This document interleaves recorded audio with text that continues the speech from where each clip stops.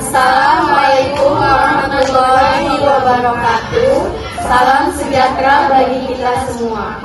Di sini kami dari kelompok 2 ingin mempresentasikan hasil dari tugas video kami dengan tema pembuatan rumah domestika. Kami dari kelas C ingin memperkenalkan diri kami. Mulai dari teman saya. Perkenalkan, nama saya Arieta Kaprianka, NPM 212951110.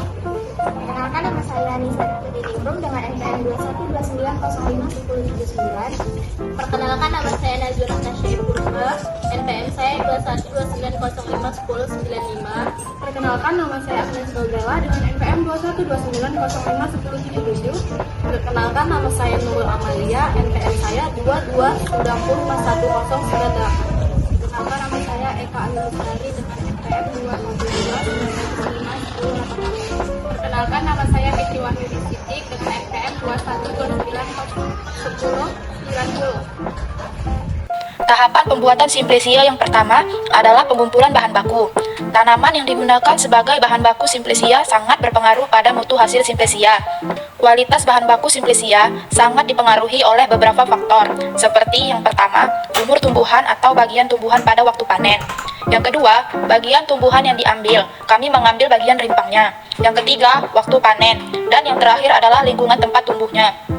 Rimpang yang diambil harusnya rimpang yang segar dan tidak busuk. Taksonomi tanaman kunyit adalah kingdomnya adalah Plantae, divisinya Spartophyta, subdivisinya Angiospermae, kelasnya Monocotyledon, ordonya Zingiberales, familinya adalah Zingiberaceae, genusnya Curcuma, spesiesnya adalah Curcuma domestica Val.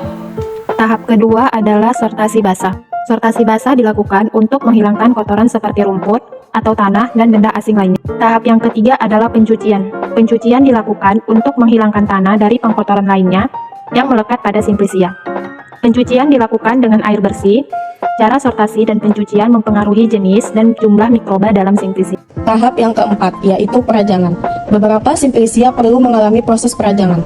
Perajangan bahan simplisia dilakukan untuk mempermudah proses pengeringan, pengepakan, dan penggilingan. Tanaman yang baru diambil jangan langsung dirajang tetapi dijemur dalam keadaan utuh selama 1 hari. Perajangan dapat dilakukan dengan pisau dengan alat mesin perajang khusus sehingga diperoleh irisan tipis atau potongan dengan ukuran yang dikehendaki.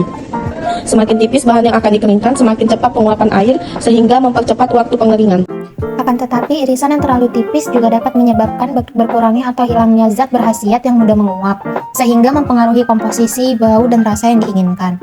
Tujuan utama perajangan adalah untuk memperluas permukaan, sehingga kadar air yang terkandung di dalam bahan akan lebih cepat menguap.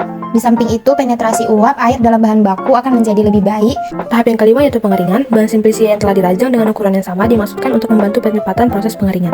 Pengeringan dengan sinar matahari langsung dilakukan selama 48 jam tergantung dari keadaan cuaca. Metode pengeringan yang pertama ada penjemuran, yang kedua aplikasi udara panas, yang ketiga pengeringan kontak, yang keempat pengeringan dielektrik. Tujuan pengeringan ialah untuk mendapatkan simplisia yang tidak mudah rusak, sehingga dapat disimpan dalam waktu yang lama. Dengan mengurangi kadar air dan menghentikan reaksi enzimatik akan dicegah penurunan mutu atau perusakan simplisia. Pengeringan simplisia dilakukan dengan menggunakan suatu alat pengering. Hal-hal yang perlu diperhatikan selama proses pengeringan adalah suhu pengeringan, kelembapan udara, aliran udara, waktu pengeringan, dan luas permukaan bahan. Tahapan yang keenam adalah sortasi kering. Tujuan sortasi untuk memisahkan benda-benda asing seperti bagian-bagian tanaman yang tidak diinginkan dan pengotor-pengotor lainnya yang masih ada dan tertinggal pada simplisia kering.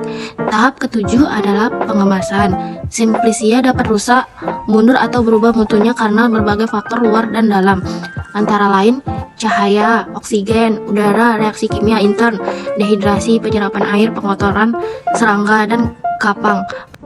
Sekian dari kelompok 2, terima kasih.